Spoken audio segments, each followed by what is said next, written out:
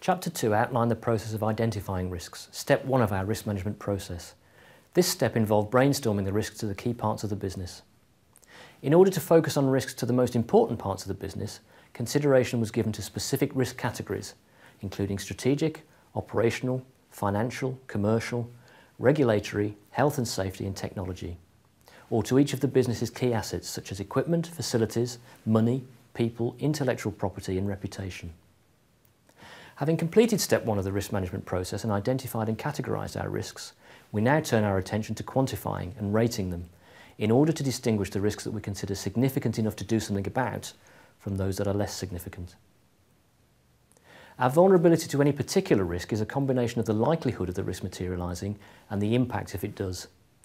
So for each of the risks identified in step 1, we now need to assess the likelihood and impact and assign an overall risk rating.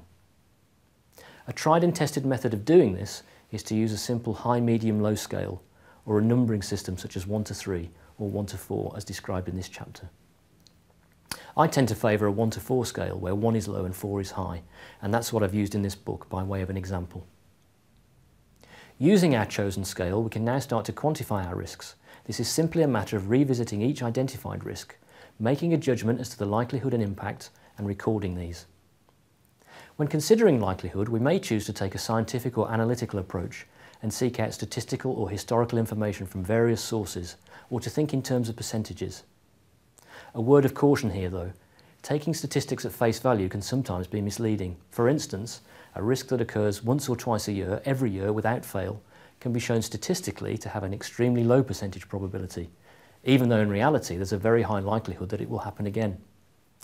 There's a real-life case study in chapter 3 that illustrates this perfectly. When determining impact, we should bear in mind that impacts can be both financial and non-financial. The section on quantifying our risks in chapter 3 contains some examples of financial and non-financial impacts that you might want to consider, including lost revenue, cash flow problems, penalties or fines, death or serious injury, damage to reputation, and customer service issues, to name but a few. Once we've assessed the likelihood and impact, we can assign a risk rating for each risk based on the combination of the likelihood and impact, using the risk matrix described in this chapter. The risk rating is effectively a rating of the significance of each identified risk, the most significant risks being those that are most likely to happen and/or the ones with the most serious consequences. And it's the most significant risks, those towards the top right-hand corner of our risk matrix, that we should now be most interested in, and that we now need to focus our attention on mitigating.